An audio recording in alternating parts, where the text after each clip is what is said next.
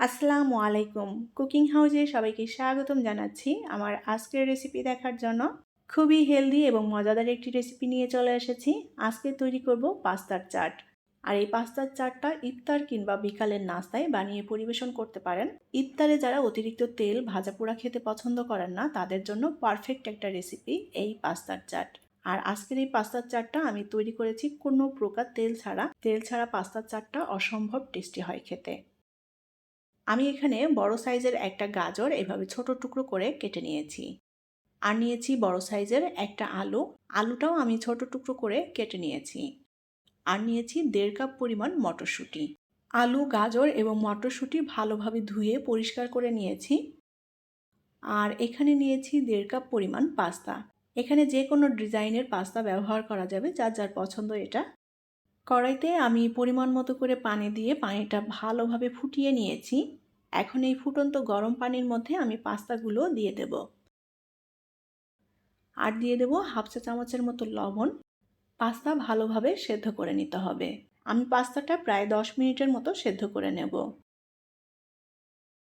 পাস্তাগুলো ভালোভাবে সেদ্ধ হয়ে গিয়েছে। এখন আমি এর মধ্যে গাজর, মটরশুঁটি এবং আলু দিয়ে দেব। এগুলোও পাস্তার সাথে সেদ্ধ করে নেব। আলাদাও সেদ্ধ করে নেওয়া যায়, আমি পাস্তার সাথে একবারেই সেদ্ধ করে নিচ্ছি, এতে করে সময়টাও বেঁচে যাবে।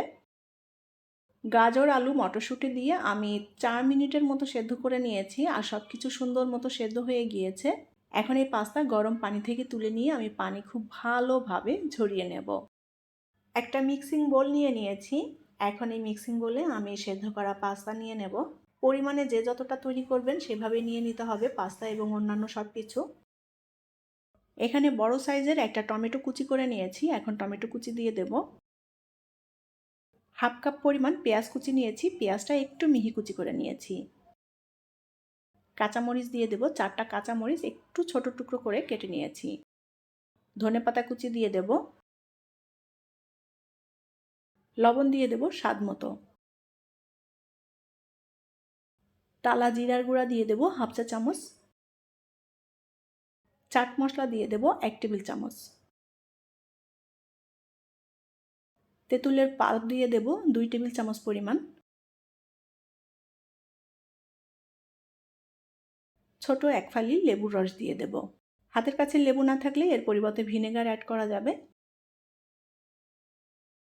এখন এর মধ্যে দিয়ে দেব কিছুটা টমেটো সস 1 টেবিল চামচের মতো দিয়ে দেব। এখন একটা চামচের সাহায্যে সব কিছু একত্রে ভালোভাবে মিশিয়ে নেব। আর মিশিয়ে নিলেই পাস্তার চাটটা তৈরি হয়ে যাবে। খুবই সহজ একটি রেসিপি, ঘরে থাকা উপকরণ দিয়েই তৈরি করে নেওয়া যায় এই পাস্তার চাট।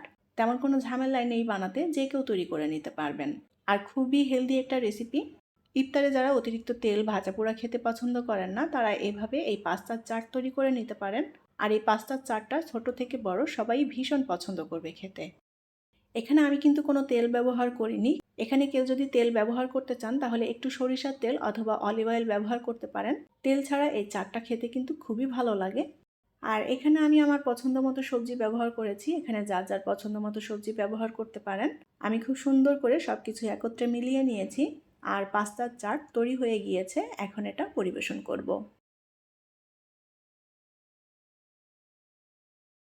তৈরি হয়ে গেল হেলদি এবং টেস্টি পাস্তার চাট। কোনো প্রকার ঝামেলা ছাড়াই খুব সহজে তৈরি করে নেওয়া যায় এই পাস্তার চাট। ইফতার কিংবা বিকালের নাস্তায় বানিয়ে পরিবেশন করতে পারেন। আশা করছি আমার আজকের রেসিপি আপনাদের কাছে ভালো লেগেছে। রেসিপিটি যদি ভালো লাগে তাহলে প্লিজ ভিডিওটি শেয়ার করবেন। আর এরকমই সব মজার মজার এবং নিত্য নতুন রেসিপি পেতে চ্যানেলটি সাবস্ক্রাইব করে পাশে থাকার অনুরোধ রইল। পরবর্তী রেসিপি দেখার আমন্ত্রণ জানিয়ে আজকের মতো বিদায় নিচ্ছি। সবাই অনেক অনেক ভালো থাকবেন। আল্লাহ হাফেজ।